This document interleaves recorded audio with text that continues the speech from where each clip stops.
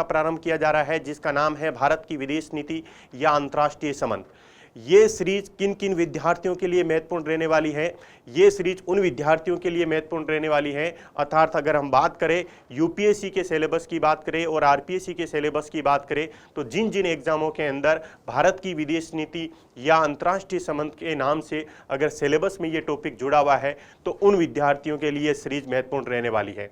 इसमें हम क्या करेंगे साथियों कि भारत की विदेश नीति के बारे में जो फाउंडेशन है उस फाउंडेशन को मजबूत करने का प्रयास करेंगे। उसके बाद में भारत की विदेश नीति से संबंधित या अंतर्राष्ट्रीय संबंधों से संबंधित अगर कोई कंटेम्प्रेरी इश्यूज है तो उस कंटेम्प्रेरी इश्यूज को क्या करेंगे साथियों, जो स्टैटिक पार्ट है उसके साथ इंटरलिंक करके डिस्कशन करने का प्रयास करेंगे। तो आज की हम इस क्लास को प्रारंभ करते हैं जिसके अंदर हम क्या पढ़ने वाले हैं साथियों, भारत की विदेश नीति। भारत की विदेश नीति, इंडियाज फॉरेन पॉलिसी, विदेश नीति। अब देखो साथियों, अगर हमें विदेश नीति को समझना है तो हम पैरेलल में क्या समझेंगे कि एक व्यक्ति की नीति क्या होती है, एक व्यक्ति की नीति क्या होती है, व्यक्ति की नीति क्या होती है। अगर हम बात करें कि सबसे पहले तो ये देख लेते हैं कि व्यक्ति क्या है। व्यक्ति क्या है साथियों, व्यक्ति एक राजनीतिक इकाई के रूप में है, व्यक्ति क्या है एक सामाजिक इकाई के रूप में है, व्यक्ति क्या है एक सांस्कृतिक इकाई के रूप में है, व्यक्ति क्या है एक आर्थिक इकाई के रूप में, व्यक्ति एक सुरक्षा की इकाई के रूप में है। उसी प्रकार से अगर हम भारत को क्या मान ले साथियों, एक व्यापक मानव मान ले या एक व्यापक व्यक्ति के रूप में मान ले तो भारत क्या है, भारत एक राजनीतिक इकाई के रूप में है। भारत किसके रूप में है, एक राजनीतिक इकाई के रूप में है, भारत एक आर्थिक इकाई के रूप में है और भारत क्या है एक सुरक्षा की इकाई के रूप में है और भारत क्या है साथियों एक सांस्कृतिक इकाई के रूप में है।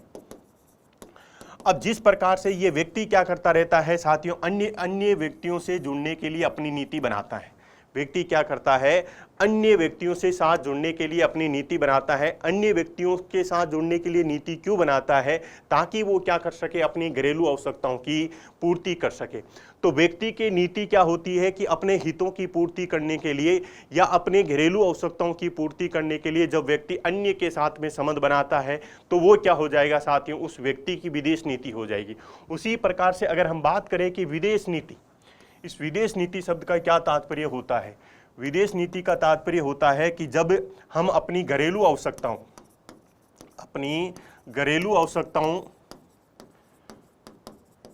की पूर्ति करने के लिए अन्य राष्ट्रों के साथ जो संबंध बनाते हैं वही क्या होता है साथियों, विदेश नीति। विदेश नीति क्या है कि जब कोई राष्ट्र अपनी घरेलू आवश्यकताओं की पूर्ति करने के लिए, अपनी डोमेस्टिक नीड्स को पूरा करने के लिए अन्य राष्ट्रों के साथ में जो संबंध बनाता है, अन्य राष्ट्रों के साथ में जो रिलेशन बनाता है, वही क्या होता है, उस राष्ट्र की विदेश नीति होती है। वही क्या होती है, उस राष्ट्र की विदेश नीति होती है। क्वेश्चन उठा कि राष्ट्र की घरेलू आवश्यकताएं क्या है, राष्ट्र की घरेलू आवश्यकताएं क्या है, क्योंकि राष्ट्र क्या है, भारत क्या है, एक राजनीतिक इकाई है, एक आर्थिक इकाई है, एक सुरक्षा की इकाई है, एक सांस्कृतिक इकाई है। अतः भारत की आवश्यकताएं क्या है कि भारत क्या चाहता है, अपनी राजनीतिक आवश्यकताओं की पूर्ति करना चाहता है, भारत अपनी आर्थिक आवश्यकताओं की पूर्ति करना चाहता है, भारत अपनी सुरक्षा की आवश्यकताओं को पूर्ण करना चाहता है, भारत क्या चाहता है साथियों, अपनी सांस्कृतिक आवश्यकताओं को पूर्ण करने का प्रयास करना चाहता है। इसके लिए ये क्या करेगा, अन्य राष्ट्रों के साथ, इसके लिए क्या करेगा भारत साथियों, अन्य राष्ट्रों के साथ। अन्य राष्ट्रों में कौन कौन से राष्ट्र इंक्लूड कर लोगे आप, जितने भी विकसित राष्ट्रों के साथ में भी भारत क्या कर सकता है, रिलेशन बना सकता है। भारत विकासशील राष्ट्रों के साथ में भी क्या कर सकता है साथियों, रिलेशन बना सकता है। भारत पश्चिमी एशिया के साथ में रिलेशन बना सकता है। भारत आसियान कंट्रीज के साथ में रिलेशन बना सकता है। इसके अलावा जितने भी अंतर्राष्ट्रीय संगठन हैं और जितने भी क्षेत्रीय संगठन हैं उन संगठनों के साथ भी जुड़ सकता है। ऐसा क्यों जुड़ता है, भारत क्या कर सके, अपनी घरेलू आवश्यकताओं की पूर्ति कर सके। उसके बाद में जब अपनी घरेलू आवश्यकताओं की पूर्ति करने के लिए अन्य राष्ट्रों के साथ जो संबंध बनाता है, क्वेश्चन उठा कि ये संबंधों का निर्माण क्यों किया जाता है, संबंधों का निर्माण क्यों किया जाता है, इन संबंधों का आधार क्या होता है, इन संबंधों की प्रकृति क्या होती है। अब आगे हम क्या डिस्कस करते हैं कि साथियों कि कोई भी राष्ट्र अन्य राष्ट्र के साथ में संबंध क्यों बनाता है। क्वेश्चन ये उठा कि कोई व्यक्ति अन्य व्यक्ति के साथ में, कोई व्यक्ति अन्य व्यक्ति के साथ में संबंध क्यों बनाता है, व्यक्ति अन्य व्यक्ति के साथ में रिलेशने क्यों बनाता है, ताकि क्या कर सके साथियों, अपने हितों की पूर्ति कर सके, ताकि अपने सामाजिक हितों की, अपने सांस्कृतिक हितों की, अपने राजनीतिक हितों की और अपने आर्थिक हितों की क्या कर सके, व्यक्ति पूरा कर सके। उसी प्रकार से कोई राष्ट्र यानी कि भारत, यानी कि यहाँ पे भारत अन्य राष्ट्रों के साथ में संबंध क्यों बनाता है, संबंध क्यों बनाता है, संबंध इसलिए बनाता है ताकि भारत क्या कर सके साथियों, अपने राष्ट्रीय हितों यानी अपने नेशनल इंटरेस्ट को फुलफिल कर सके। तो इसका तात्पर्य ये हो गया कि अगर हम अन्य राष्ट्र के साथ में संबंध बना रहे हैं तो संबंध क्यों बना रहे हैं, संबंध इसलिए बना रहे हैं ताकि हम क्या कर सके, अपने राष्ट्रीय हितों की पूर्ति कर सके। अंतर्राष्ट्रीय राजनीति के अंदर या अंतर्राष्ट्रीय संबंधों के अंदर कोई भी संबंध साथियों भावनात्मक आधार पर नहीं बनता है। कोई भी जो संबंध बनता है वो किसके आधार पर बनता है, उसका आधार क्या होता है साथियों, राष्ट्रीय हितों की पूर्ति करना। तो भारत अगर रूस के साथ जुड़ रहा है, भारत अगर अमेरिका के साथ में जुड़ रहा है, भारत अगर पश्चिमी एशिया के साथ जुड़ रहा है, भारत अगर आसियान कंट्रीज के साथ में जुड़ रहा है, तो किस लिए जुड़ रहा है, ताकि भारत क्या कर सके साथियों, अपने राष्ट्रीय हितों की पूर्ति कर सके, अपने नेशनल इंटरेस्ट को फुलफिल कर सके। कुछ एग्जाम्पल की बात कर लेते हैं। अगर मान लीजिए भारत किसके साथ में जुड़ रहा है साथियों, रसिया के साथ में जुड़ रहा है, तो भारत रसिया के साथ में इसलिए जुड़ रहा है ताकि हमें क्या मिल सके साथियों, कच्चा तेल मिल सके, हमें क्या मिल सके, कच्चा तेल मिल सके, या हमें नेचुरल गैस वहाँ से मिल सके। अगर नेचुरल गैस या कच्चा तेल मिलेगा तो हमारे क्या होगी साथियों, यहाँ पे ऊर्जा सुरक्षा सुनिश्चित कर पाएंगे।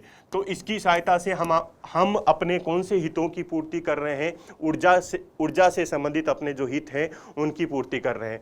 रसिया के साथ हम क्यों जुड़ रहे हैं, ताकि हम क्या कर सके, वहाँ से रक्षा संबंधी यानी डिफेंस से रिलेटेड क्या कर सके, उपकरण खरीद सके। तो जब रसिया से हम क्या करेंगे, रक्षा संबंधी उपकरण खरीदेंगे, तो इससे हमारे कौन सी सुरक्षा होगी साथियों, रक्षा की सुरक्षा होगी। तो रक्षा से संबंधित या डिफेंस से रिलेटेड जो हमारे इंटरेस्ट होते हैं, उन इंटरेस्ट को फुलफिल करने के लिए हम किसके साथ में जुड़ रहे हैं साथियों, रसिया के साथ में जुड़ रहे हैं। क्वेश्चन उठा कि हम इजराइल के साथ में क्यों जुड़ रहे हैं, हम इजराइल के साथ में क्यों जुड़ रहे हैं, क्योंकि इजराइल क्या कर रहा है साथियों, हमें तकनीकी सहायता प्रदान कर रहा है। क्या कर रहा है, हमें तकनीकी सहायता प्रदान कर रहा है, और ये तकनीकी रक्षा संबंधी तकनीकी भी प्रोवाइड कर रहा है, जिससे क्या होगा, हमारे जो डिफेंस के इंटरेस्ट है वो डिफेंस के इंटरेस्ट फुलफिल हो जाएंगे। इसके अलावा एग्रीकल्चर से रिलेटेड भी क्या इजराइल के द्वारा क्या की जा रही है साथियों, तकनीकी हमें दी जा रही है, जिससे क्या होगा, उससे क्या होगा, हमारा जो एग्रीकल्चर डेवलपमेंट होगा, अर्थात इसकी सहायता से हम क्या कर सकते हैं, अपने आर्थिक हितों की भी पूर्ति कर सकते हैं।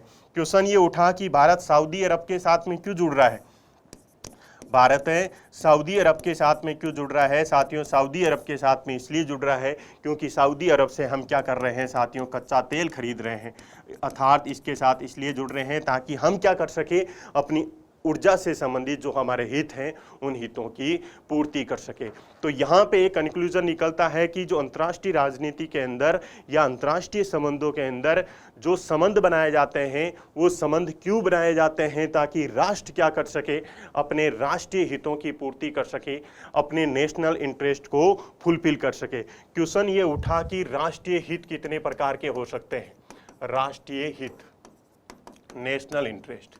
अब देखो, अगर मान लीजिए वही व्यक्ति है, तो इस व्यक्ति के हित कितने प्रकार के हो सकते हैं, उस व्यक्ति के हित हो सकते हैं, एक हित हो सकता है उस व्यक्ति का मार्मिक हित हो सकता है, एक व्यक्ति का क्या हो सकता है साथियों, द्वितीयक हित हो सकता है। उसका कोर इंटरेस्ट क्या हो सकता है, कोर इंटरेस्ट हो सकता है कि उस व्यक्ति को क्या करना है, सुरक्षा प्रदान करना है। सुरक्षा किससे, उसको सुरक्षा किससे देना है, उसकी शारीरिक सुरक्षा को बनाए रखने के लिए और उसकी गरिमा की सुरक्षा को बनाए रखने के लिए। और ये व्यक्ति क्या होगा साथियों, कभी भी अपने मार्मिक हित से समझौता नहीं कर सकता है, ये व्यक्ति कभी भी अपने मार्मिक हितों से समझौता नहीं कर सकता है।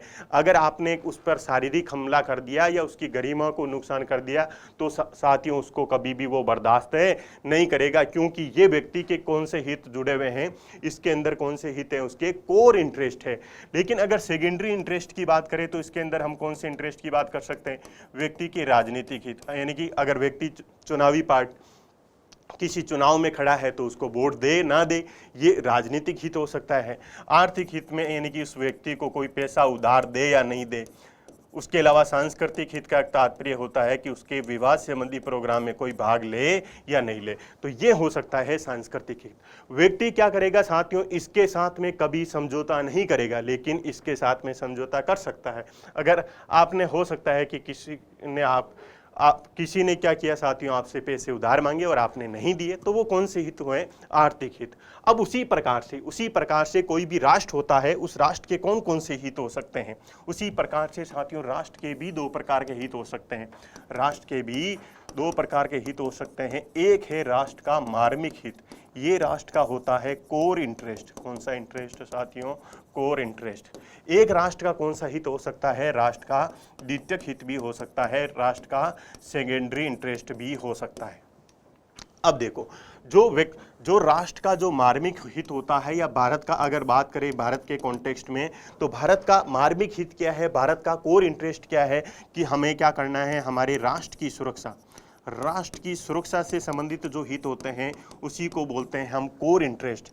या जो राष्ट्र की एकता एवं अखंडता को बनाए रखने से संबंधित जो इंटरेस्ट होते हैं, वो कौन से इंटरेस्ट होते हैं साथियों, कोर इंटरेस्ट होते हैं।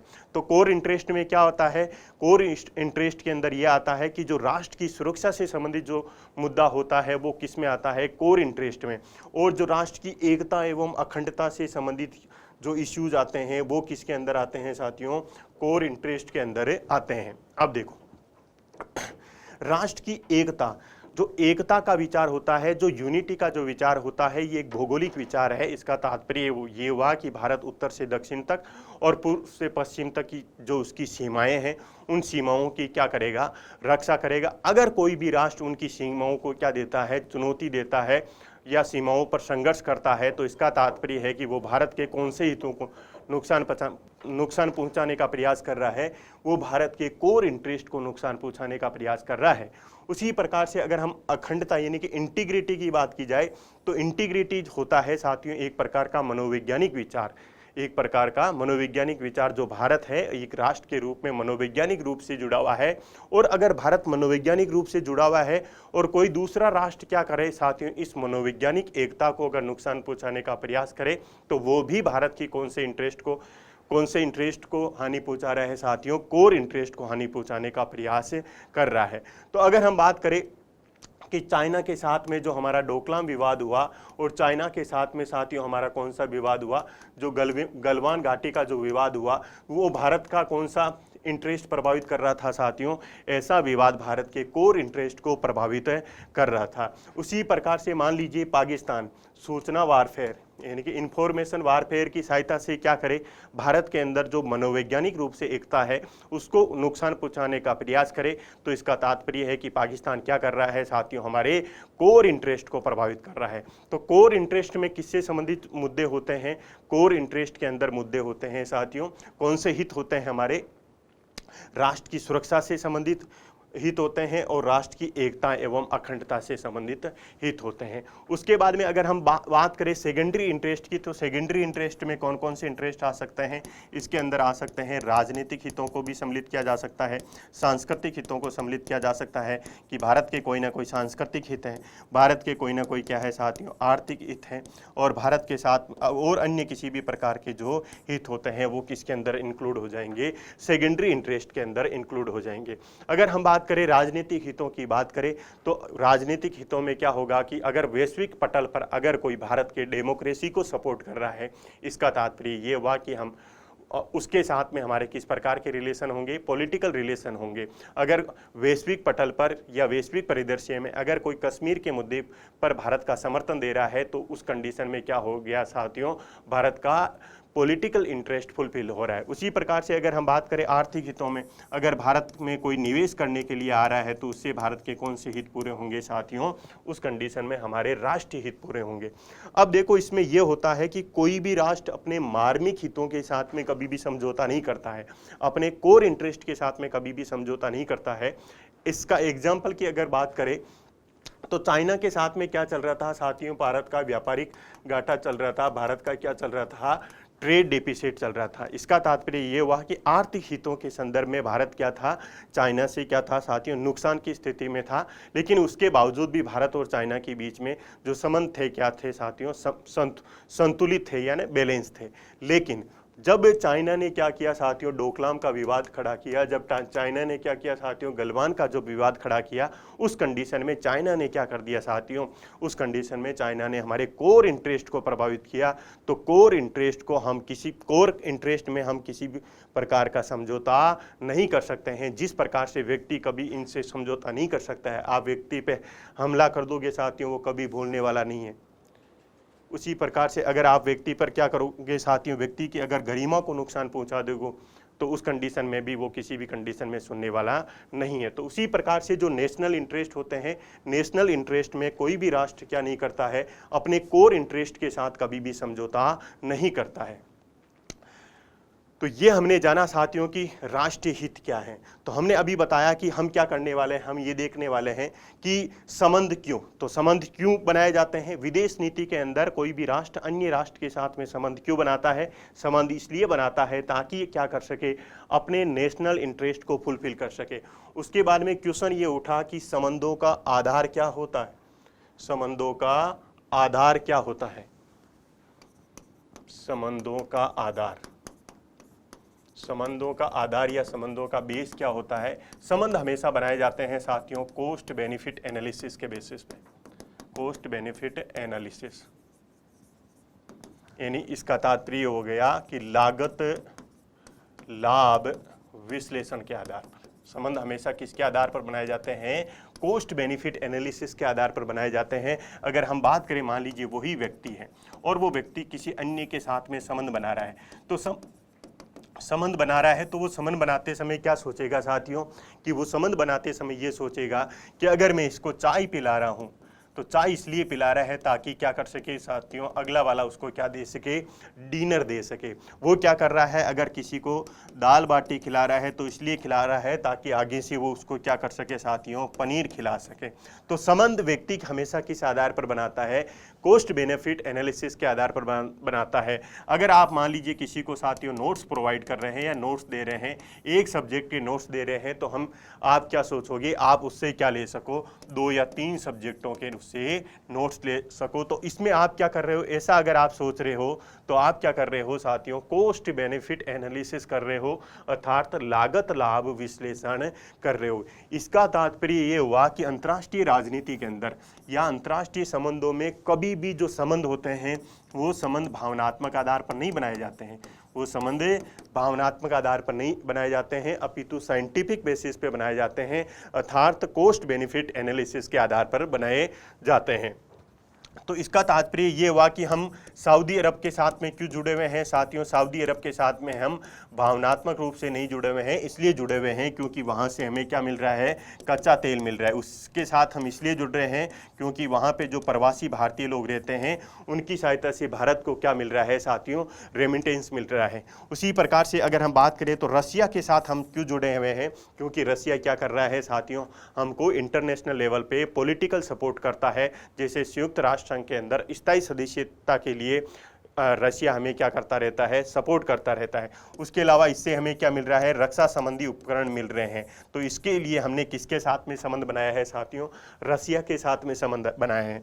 अगर हम कॉस्ट बेनिफिट एनालिसिस की बात करें तो हम यूएसए के साथ में संबंध क्यों बना रहे हैं, यूएसए के साथ संबंध इसलिए बना रहे हैं ताकि क्या हो सके साथियों, हमें तकनीकी मिल सके, हमें क्या मिल सके साथियों, टेक्नोलॉजी मिल सके, और टेक्नोलॉजी की सहायता से हम क्या कर सके, डिफेंस सेक्टर के साथ साथ अन्य सेक्टर को भी क्या कर सके, मजबूत कर सके। इसके अलावा जो चाइना का जो बढ़ता प्रभाव है, उस बढ़ते प्रभाव को भी संतुलित करने के लिए हम किसके साथ में जुड़ रहे हैं, यूएसए के साथ में जुड़ रहे हैं। तो इसका तात्पर्य ये होता है कि अंतर्राष्ट्रीय राजनीति के अंदर अगर कोई भी संबंध बनाए जाते हैं तो संबंधों का आधार हमेशा क्या होता है, आधार हमेशा लागत लाभ विश्लेषण होता है। इसका तात्पर्य है कि देश ये कोशिश करता है कि 10 रुपये का इनपुट लगाए और वहाँ से कितने रुपए का इनपुट आए साथियों, 20 रुपये का आउटपुट निकले।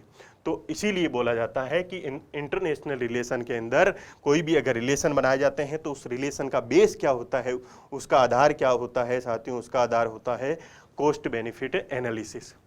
आगे अगर हम बात करें तो इसकी प्रकृति किस प्रकार की होती है। जो जो विदेश नीति के अंदर जो संबंध बनाए जाते हैं या अंतर्राष्ट्रीय इंटरनेशनल रिलेशन के अंदर जो रिलेशन बनाए जाते हैं, वो उस रिलेशन की प्रकृति किस प्रकार की होती है, संबंधों की नेचर किस प्रकार की होती है।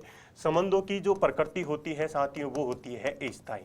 संबंधों की प्रकृति होती है साथियों गतिशील, डायनेमिक।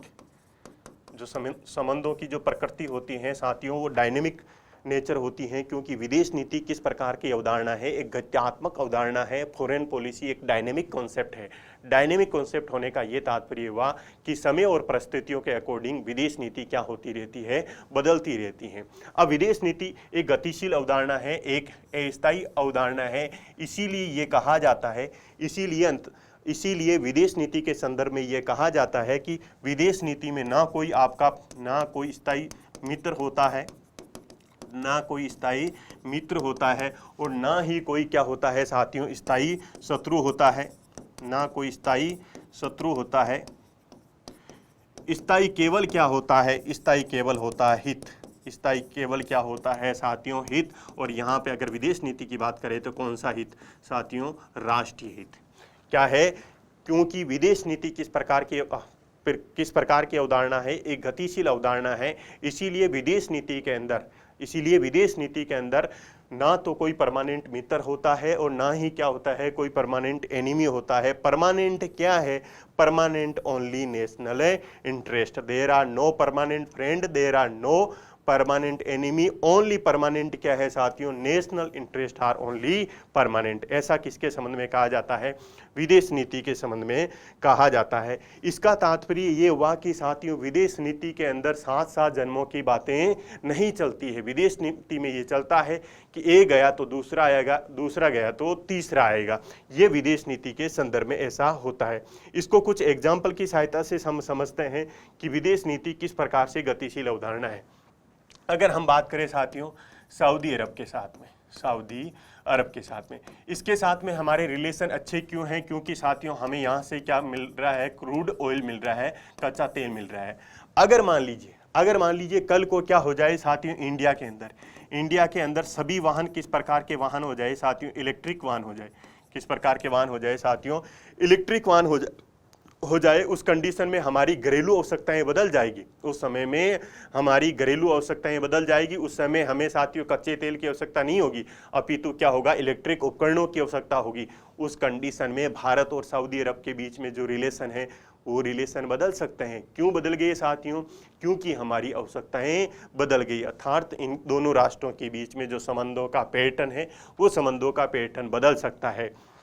और हमारे जो नए संबंध किस राष्ट्र के साथ हो सकते हैं साथियों, हमारे जो नए संबंध है उस राष्ट्र के हो सकते हैं जो हमें क्या करे, इलेक्ट्रिक उपकरण क्या करे साथियों, प्रोवाइड करे। उसी प्रकार से अगर हम बात करें रसिया के साथ हमारे अच्छे रिलेशन क्यों हैं, क्योंकि रसिया क्या कर रहा है साथियों, हमें कच्चा तेल प्रोवाइड कर रहा है। इसके अलावा रसिया क्या कर रहा है साथियों, हमें क्या कर रहा है, रक्षा संबंधी उपकरण प्रोवाइड कर रहा है। अगर मान लीजिए भारत क्या करे साथियों, डिफेंस सेक्टर में क्या कर ले, आत्मनिर्भरता का जो लक्ष्य है उसको प्राप्त कर ले। उस कंडीशन में क्या हो जाएगा साथियों, भारत और रसिया के बीच में जो संबंध है उन संबंधों का पैटर्न बदल सकता है। उसी प्रकार से अगर हम बात करें यूएसए के साथ में हमारे जो अच्छे रिलेशन है वो रिलेशन कब बदल सकते हैं, जब भारत भी क्या बन जाए साथियों, सुपर पावर बन जाए। इसका तात्पर्य ये हुआ कि विदेश नीति के अंदर जो संबंध होते हैं उन संबंधों की प्रकृति समय और परिस्थितियों के अकॉर्डिंग क्या होती रहती है साथियों, बदलती रहती हैं। ये बदलती इसलिए रहती हैं क्योंकि क्या होता है कि हमारी घरेलू आवश्यकताएं बदलती रहती हैं, हमारी जो डोमेस्टिक नीड है वो डोमेस्टिक नीड बदलती रहती हैं। और क्यों बदलती रहती हैं साथियों, इसलिए बदलती रहती हैं क्योंकि जो वैश्विक परिदृश्य है, जो ग्लोबल सिनेरियो है, वो ग्लोबल सिनेरियो भी समय और परिस्थितियों के अकॉर्डिंग क्या होता रहता है साथियों, बदलता रहता है। तो ये हमने जाना कि संबंधों की प्रकृति जो संबंध होते हैं उन संबंधों की प्रकृति किस प्रकार की होती है? संबंधों की प्रकृति इस प्रकार की होती है कि विदेश नीति में ना कोई परमानेंट आपका मित्र होता है, ना कोई परमानेंट आपका शत्रु होता है, केवल परमानेंट क्या होता है? आपका नेशनल इंटरेस्ट होता है। अगर उसी व्यक्ति का जो एग्जाम्पल लेके हम समझ रहे थे, तो उसी को अगर हम बात करें साथियों, हो सकता है स्टूडेंट लाइफ में आपके अलग अलग प्रकार के रिलेशन हो सकते हैं। जब आप सिविल सर्वेंट बन जाओगे तब आपके रिलेशन अलग प्रकार के हो सकते हैं। आगे जाके मान लीजिए आप राजनेता बनते हो, तो उस कंडीशन में आपके रिलेशन क्या हो सकते हैं साथियों? बदल सकते हैं। ऐसा क्यों बदल रहे हैं? क्योंकि आपके हित बदले, आपके संबंध बदल गए। तो यही चलता है विदेश नीति में कि राष्ट्रीय हित बदलेंगे, और जैसे ही राष्ट्रीय हित बदलेंगे तो क्या हो जाएगा साथियों? जो संबंधों का जो पैटर्न है उस संबंधों के पैटर्न में बदलाव आ जाएगा। अब हम बात करेंगे कि संबंधों के प्रकार किस प्रकार के हो सकते हैं। संबंधों के प्रकार, टाइप ऑफ रिलेशन, किस किस प्रकार के रिलेशन हो सकते हैं। सबसे पहले हम बात कर लेते हैं सैन्य गठबंधन की। सबसे पहले हम किस प्रकार के गठबंधन की बात कर लेते हैं साथियों? सैन्य गठबंधन की, यानी मिलिट्री अलायंस। किसकी बात कर रहे हैं साथियों? हम सबसे पहले बात कर रहे हैं मिलिट्री अलायंस की। क्वेश्चन उठा कि अंतर्राष्ट्रीय राजनीति के अंदर जो संबंध बनते हैं, इंटरनेशनल रिलेशन में जो संबंध बनते हैं, सबसे महत्वपूर्ण संबंध कौन सा है? सबसे महत्वपूर्ण जो संबंध है साथियों, वो सबसे महत्वपूर्ण संबंध कौन सा है? सैन्य गठबंधन है। सबसे महत्वपूर्ण संबंध, सबसे महत्वपूर्ण संबंध कौन सा है? सबसे महत्वपूर्ण संबंध होता है सैन्य गठबंधन। क्वेश्चन ये उठा कि ये सबसे महत्वपूर्ण क्यों है? ये सबसे महत्वपूर्ण इसलिए है क्योंकि ये किससे जुड़ा हुआ है? राष्ट्र की सुरक्षा से जुड़ा हुआ है। राष्ट्र की सुरक्षा से जुड़ा हुआ है, राष्ट्र के मार्मिक हितों से जुड़ा हुआ है, राष्ट्र के मार्मिक हितों से जुड़ा हुआ है। तो अंतर्राष्ट्रीय संबंधों में जो सबसे महत्वपूर्ण संबंध होते हैं, विदेश नीति में जो सबसे महत्वपूर्ण संबंध होते हैं, वो सबसे महत्वपूर्ण संबंध होते हैं सैन्य गठबंधन या मिलिट्री अलायंस। मिलिट्री अलायंस सबसे महत्वपूर्ण क्यों होता है? वो इसलिए होता है क्योंकि ये राष्ट्र के मार्मिक हितों से जुड़ा होता है या राष्ट्र की सुरक्षा से जुड़ा होता है। क्वेश्चन ये उठा कि जो मिलिट्री अलायंस बनाया जाता है, इस मिलिट्री अलायंस का पर्पज क्या होता है? इस मिलिट्री अलायंस का उद्देश्य क्या होता है? इसका उद्देश्य क्या होता है? इसका उद्देश्य होता है साथियों साझा सुरक्षा। साझा सुरक्षा यानी कि कलेक्टिव सिक्योरिटी। Collective security. अब देखो, इसको समझते हैं कि ये कलेक्टिव सिक्योरिटी क्या है। कि सैन्य गठबंधन का उद्देश्य क्या होता है? सैन्य गठबंधन का उद्देश्य होता है कलेक्टिव सिक्योरिटी या साझा सुरक्षा। क्वेश्चन ये उठा कि साझा सुरक्षा में क्या होता है? साझा सुरक्षा में ये माना जाता है कि मेरे ऊपर हमला, अगर मान लीजिए किन्हीं दो व्यक्तियों के बीच में, अगर मान लीजिए इसके बीच में और इसके बीच में क्या है साथियों? सैन्य गठबंधन है। क्या है? सैन्य गठबंधन है या मिलिट्री अलायंस है। उस कंडीशन में मान लीजिए थर्ड पार्टी इस ए पे अटैक करती है। किस पे अटैक करती है साथियों? ए पे अटैक करती है। तो उस कंडीशन में ये क्या समझा जाएगा? ये दोनों के ऊपर अटैक समझा जाएगा। इसका तात्पर्य हुआ अगर किन्हीं दो राष्ट्रों के बीच में सैन्य गठबंधन है और उस सैन्य गठबंधन की स्थिति में अगर कोई तीसरी पार्टी उनमें से किसी एक राष्ट्र पर हमला करती है, तो वो क्या समझा जाएगा? वो उन दोनों राष्ट्रों की सुरक्षा पर हमला माना जाएगा, उन दोनों राष्ट्रों की संप्रभुता पर हमला माना जाएगा। तो इसमें क्या होता है? एक पर हमला अन्य पर हमला माना जाता है। एक पर हमला अन्य पर हमला माना जाता है। तो एक उस कंडीशन में क्या होगा साथियों? उस कंडीशन में ये होगा कि एक सबके लिए, एक सबके लिए और सब एक के लिए, सब एक के लिए। इस एग्जाम्पल को हम साथियों एक एग्जाम्पल की सहायता से समझते हैं। जैसे नाटो, जो नाटो संगठन है उसकी बात करते हैं। नाटो क्या है? नाटो का तात्पर्य है साथियों North Atlantic Treaty Organisation. North Atlantic Treaty Organisation. ये किस प्रकार का गठबंधन है? नाटो किस प्रकार का गठबंधन है? तो नाटो है साथियों एक सैन्य गठबंधन। नाटो किस प्रकार का गठबंधन है? एक सैन्य गठबंधन है, एक मिलिट्री अलायंस है। इसका उद्देश्य क्या है? इसका उद्देश्य क्या है साथियों? इसका उद्देश्य है साझा सुरक्षा। नाटो का उद्देश्य क्या है? साझा सुरक्षा है या कलेक्टिव सिक्योरिटी है। इसका क्या तात्पर्य है? इसका तात्पर्य है कि इसके अंदर जो 30 राष्ट्र हैं, नाटो के अंदर वर्तमान समय में कितने राष्ट्र हैं? 30 राष्ट्र हैं। और उन 30 राष्ट्र में, और उस 30 राष्ट्र में से अगर किसी भी एक राष्ट्र पर हमला किया जाता है, उसमें 30 राष्ट्र में से किसी एक राष्ट्र पर हमला किया जाता है, तो ये मान लिया जाता है कि ये हमला क्या है साथियों, पूरे 30 राष्ट्रों पर हमला है। उस कंडीशन में क्या करेंगे, पूरे 30 राष्ट्र मिलकर जो थर्ड पार्टी जिसने अटैक किया है उससे लड़ने का प्रयास करेंगे। जैसे मान लीजिए अगर मान लीजिए साथियों यूक्रेन किसका सदस्य होता, नाटो का सदस्य होता, तो उस कंडीशन में जब रसिया इसके ऊपर अटैक करता तो ये माना जाता कि ये अटैक क्या है साथियों, पूरे नाटो के जितने कंट्री हैं उन सभी पे अटैक है, और उस कंडीशन में जो नाटो के जितने भी कंट्रीज होते वो क्या करते साथियों, रसिया के साथ में युद्ध करते। तो इसीलिए यूक्रेन क्या चाह रहा था साथियों, नाटो के अंदर सम्मिलित होने का प्रयास कर रहा था। तो जो सैन्य गठबंधन होता है, उस सैन्य गठबंधन में क्या होता है, साझा सुरक्षा का कॉन्सेप्ट चलता है, अर्थात ये हुआ इसमें जे और वीरू की दोस्ती चलती है साथियों। इसमें क्या होता है, जे और वीरू की दोस्ती चलती है, किसमें, सैन्य गठबंधन में। तो ये तो हमने समझा कि सैन्य गठबंधन क्या होता है। सैन्य गठबंधन सबसे अंतर्राष्ट्रीय संबंधों में सबसे महत्वपूर्ण सैन्य गठबंधन होता है, क्योंकि इसका उद्देश्य क्या होता है, राष्ट्र की सुरक्षा करना, या इसका उद्देश्य क्या होता है, साझा सुरक्षा को सुनिश्चित करना। क्वेश्चन उठा कि क्या भारत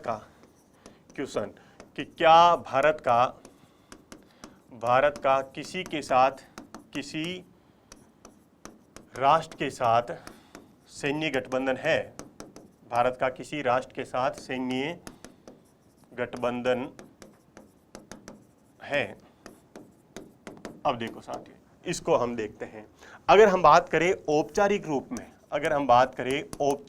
में, ऑफिशियल फॉर्म की बात करें, तो औपचारिक रूप में भारत का किसी राष्ट्र के साथ में सैन्य गठबंधन नहीं है। अर्थात आज तक भारत ने ऑफिशियल रूप में ऐसी किसी संधि, ऐसे किसी समझौते को नहीं किया है जो क्या बताता है कि हमारा किसी अन्य राष्ट्र के साथ में क्या है, सैन्य गठबंधन है। अर्थात ऐसा भारत ने प्रदर्शित नहीं किया है। तो ऑफिशियल रूप में तो भारत का किसी राष्ट्र के साथ में सैन्य गठबंधन नहीं है, लेकिन आलोचकों के अनुसार, किसके अनुसार साथियों, आलोचकों के अनुसार, अर्थात जो विदेश नीति के संबंध में जो एडिटोरियल लिखते हैं या विदेश नीति के संबंध में जो किताबें लिखते हैं, उनका क्या मानना है, उनका मानना है कि भारत ने जब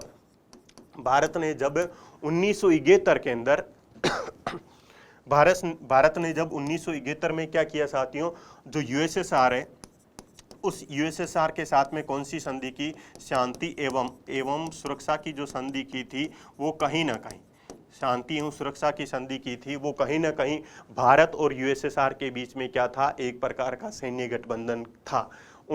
इसके लिए वो क्या आर्ग्यूमेंट देते हैं, वो आर्ग्यूमेंट ये देते हैं कि जब 1971 में भारत और पाकिस्तान के बीच में युद्ध चल रहा था, और जब यूएसए ने जहाजी बेड़े की सहायता से पाकिस्तान को सपोर्ट करने के लिए आए, तो उस कंडीशन में यूएसएसआर ने भी क्या भेजा, भारत की सहायता करने के लिए एक जहाजी बेड़ा भेजा था।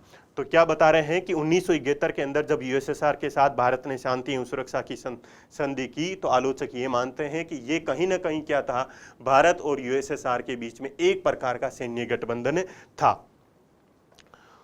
उसके बाद में अगर हम बात करें वर्तमान समय की बात करें, तो वर्तमान समय में क्या है साथियों, वर्तमान समय में यूएसए के साथ हमने क्या किए हैं, 4 फंडामेंटल एग्रीमेंट किए हैं, 4 डिफेंस से रिलेटेड जो फंडामेंटल एग्रीमेंट किए हैं, और इसके अलावा भारत किस में जुड़ रहा है, क्वाड के अंदर जुड़ रहा है। तो आलोचक ये मान रहे हैं कि ऐसा करना क्या दर्शाता है कि भारत और यूएसए के बीच में जो संबंध है, भारत और यूएसए के बीच में जो संबंध है, वो किस दिशा में आगे बढ़ रहे हैं, वो मिलिट्री अलायंस की दिशा में आगे बढ़ रहे हैं।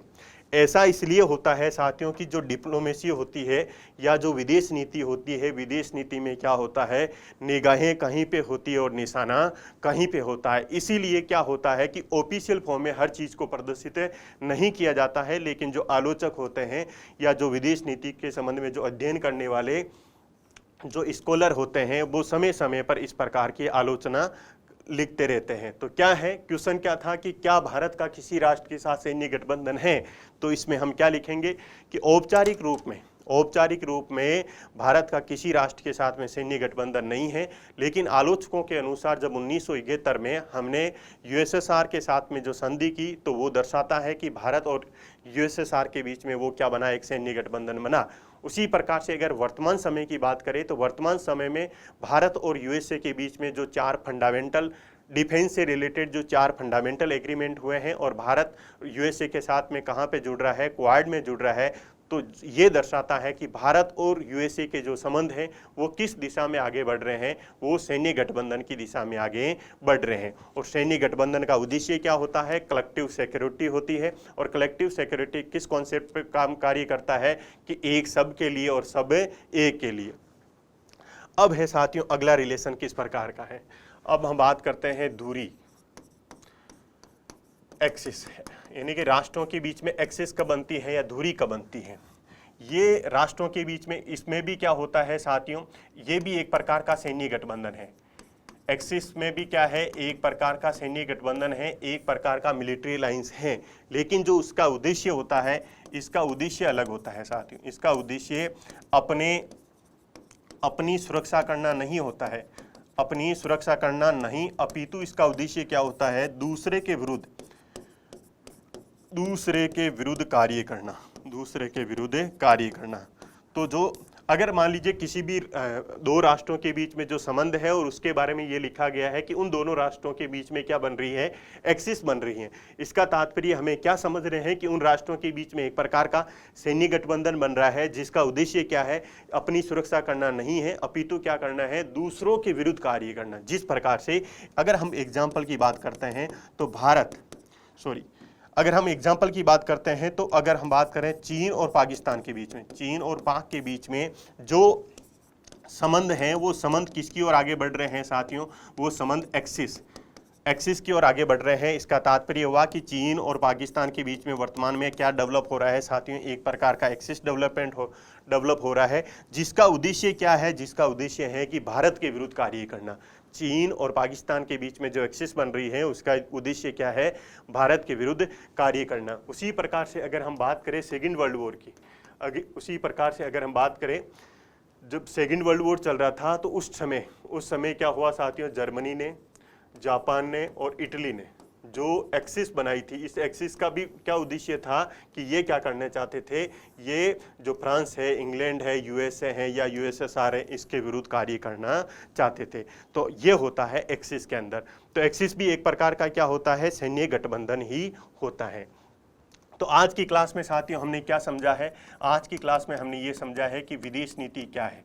विदेश नीति क्या है, विदेश नीति के अंदर संबंधों का निर्माण क्यों किया जाता है, संबंधों का निर्माण क्यों किया जाता है, संबंधों का आधार क्या होता है, संबंधों की प्रकृति किस प्रकार की होती है, उसके बाद में संबंधों के प्रकार में आज की क्लास में हमने 2 प्रकार के संबंधों की बात कर लिए हैं। एक होता है सैन्य गठबंधन और दूसरा गठबंधन कौन सा है, एक्सिस। इसके बीच में क्या डिफरेंस है उसको भी हमने जान लिया है। जो आगे की क्लास होगी उसमें हम इसी को आगे करेंगे, जिसमें क्या देखेंगे कि 2 राष्ट्रों के बीच में प्राकृतिक संबंध कब बनते हैं, नेचुरल अलाइज कब होते हैं, 2 राष्ट्रों के बीच में सामरिक संबंध कब बनते हैं, 2 राष्ट्रों के बीच में राजनीतिक संबंध कब बनते हैं, 2 राष्ट्रों के बीच में आर्थिक संबंध कब बनते हैं। तो आपका बहुत बहुत धन्यवाद साथियों।